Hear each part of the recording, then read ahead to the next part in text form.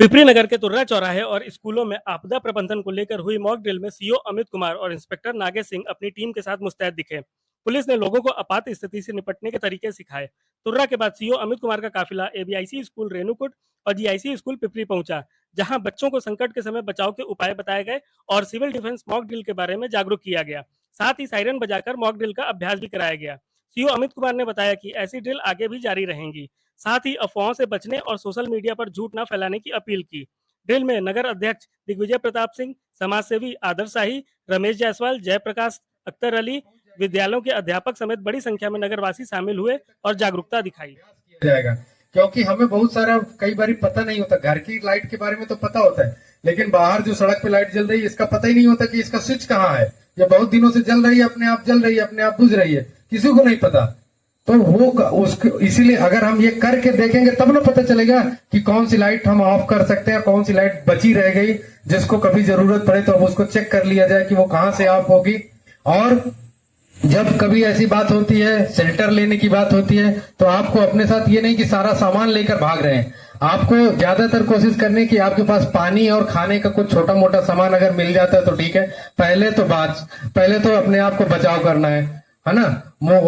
Torch लेके कोशिश करनी है, टार्च हो गया, बिस्किट हो गया, कुछ और तत्काल तौर पर खाने वाली चीजें। बच्चों, एक बहुत ही आवश्यक सूचना देने के लिए तुम लोगों को यहाँ एकत्रित किया गया है।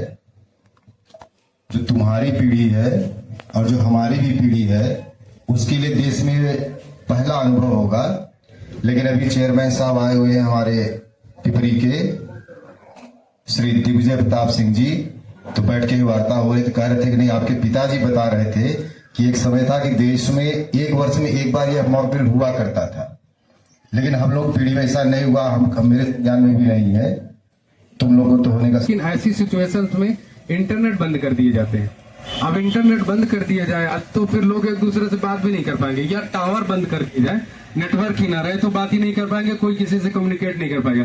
ऐसी परिस्थितियों में आपको क्या करना चाहिए? आजकल सब रेडियो, आकाशवाणी ये सब सुनना बंद कर दिए, लेकिन आपके मोबाइल में भी रेडियो की सुविधाएं हैं, आपके पास भी कुछ और पुराने होंगे, तो उस तरह की चीजों के लिए तैयार रहना है कि अगर इंटरनेट बंद हो गया या टावर से लोकेशन सारी चीजें बंद कर दी गई तो फिर हम कैसे एक दूसरे से कम्युनिकेट करेंगे, कैसे एक दूसरे को बताएंगे, या अगर किसी को कोई घटना हो गई तो उस तक पहुंचेंगे कैसे?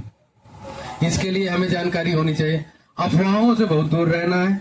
दुनिया भर की गलत चीजें यूट्यूब पर चल रही हैं, दुनिया भर की तमाम चीजें चल रही हैं, जो चीजें सही नहीं है उन पर बिल्कुल भी ध्यान नहीं देना, उन्हें फॉरवर्ड नहीं करना, अति उत्साह में कोई काम नहीं करना है, सावधान रहना, संतुलित रहना। ये केवल एक ड्रिल प्रोग्राम है, ये केवल जैसे होता नहीं कि हम एक तैयारी कर रहे हैं एक तरह से कि हमें अगर कोई ऐसी सिचुएशन हो तो हम सजग रहें। तो हम इतनी ऊंचाई पर उड़ते हैं और उनकी स्पीड इतनी ज्यादा होती है कि 1 मिनट में 150 किलोमीटर टाइप वाली स्पीड, 1 मिनट भी कम कह रहा हूँ, 1 मिनट में तो 500 किलोमीटर चला जाएगा वो।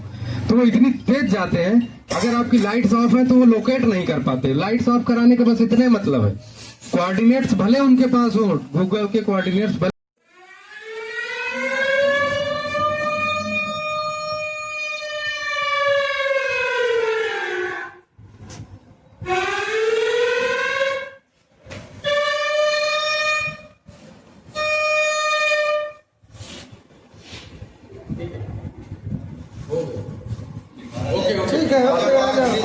ठीक है।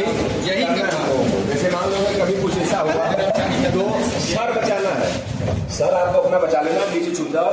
इस पे अगर सर गिरती भी है तो आप सर को चोट नहीं, आपकी सुरक्षित थोड़ा बहुत चोट लगेगी, कोई दिक्कत नहीं, पहला मिल जाएगा। सर पे चोट लगेगी तो उसका इलाज नहीं होगा, ठीक है।